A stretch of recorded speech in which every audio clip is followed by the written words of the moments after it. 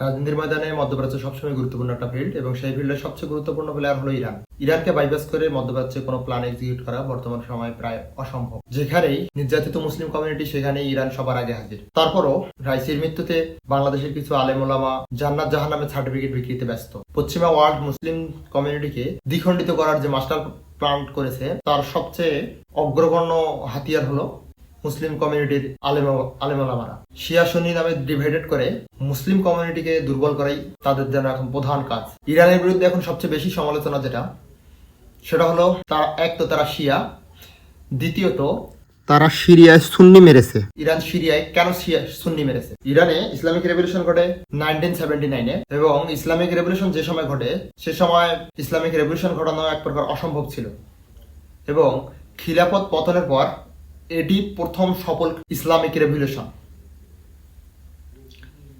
এরপর ইসলামের অবস্থা ছিল খুবই ভাঙাচোরা। এই সময় সাদ্দাম দেখলো যে এরকম ভাঙাচোরা একটা দেশ দখল করা খুবই সহজ। সাদ্দাম হোসেন ইরানের উপরে অ্যাটাক করে দিল। এরপর কাজের কাজ তেমন কিছুই হলো না। প্রায় 8-9 বছর যুদ্ধের পর দুই পক্ষকে সমঝোতা করতে হলো এবং দুই পক্ষেরই ক্ষয়ক্ষতির পরিমাণ বিপুল থেকে বিপুলতর। এরপর সাদ্দামের পতন ঘটে গেল এবং মাঠে নেমে আসলো আরেকটি দল, আইএসআইএস এর প্রধান বাগদাদি নিজেকে খলিফা ঘোষণা করলো এবং খিলাফত ঘোষণা পরপরই তাদের প্রধান এবং প্রথম টার্গেট হলো শিয়া কমিউনিটি। শিয়াদের উপর তারা শুরু করলো ব্যাপক নির্যাতন। শিয়াদের মসজিদ ভেঙে দেওয়া থেকে শুরু করে বাড়িঘর পুড়িয়ে দেওয়া, জ্বালিয়ে দেওয়া, গ্যাস চেম্বার দিয়ে মানুষ মারা, এমন কোনো কাজ নেই তারা করেনি। ইভেন অমুসলিমদেরকে তারা মানুষ মনে করলেও শিয়া মুসলিমদেরকে তারা মানুষ মনে করতো না। মূলত ইরান এবং সিরিয়ায় 70% উপরে শিয়া মুসলিম এবং যারা সুন্নি ছিল তাদেরকে ইনফ্লুয়েন্স করতো বাগদাদি।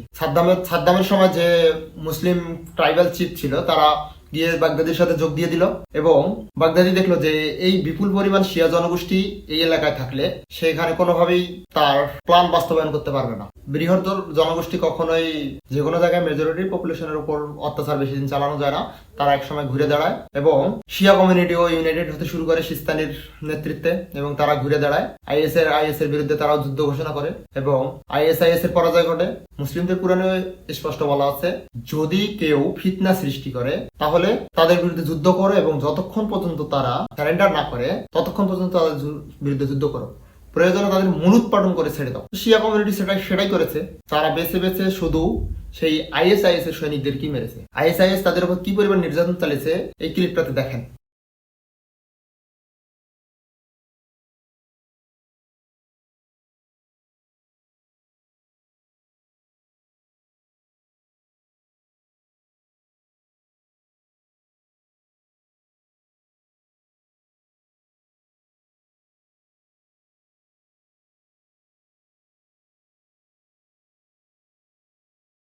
ইরান যে সব সুন্নি মুসলিমদেরকে মেরেছে এমন না, শুধুমাত্র তাদের বিরুদ্ধে যারা অত্যাচার চালিয়েছে, তাদেরকে বাড়ি ছাড়া করেছে, তাদের মসজিদ ভেঙে দিয়েছে, শুধু তাদেরকেই মেরেছে।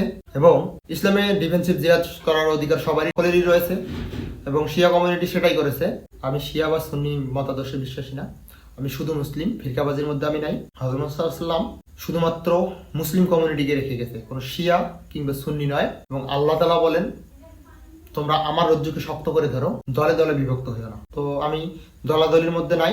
এই সময় যদি হযরত আলী রাদিয়াল্লাহু আনহু পৃথিবীতে কোনোভাবে আবার আসতেন তাহলে উনিও বলে যেতেন, আমি তো তোমাদেরকে শিয়া হইতে বলি নাই। ঠিক একইভাবে ইমাম বুখারী কিংবা ইমাম আবু হানিফা যদি আবার পৃথিবীতে ফিরে আসার সুযোগ পেত তাহলে তারাও একই কথা হয়তো বলতো যে আমি তো শুধুমাত্র তোমাদের উদ্দেশ্যে জ্ঞান রেখে গেছি, এই জ্ঞান নিয়ে তোমাদেরকে দলে দলে বিভক্ত হতে বলি নাই।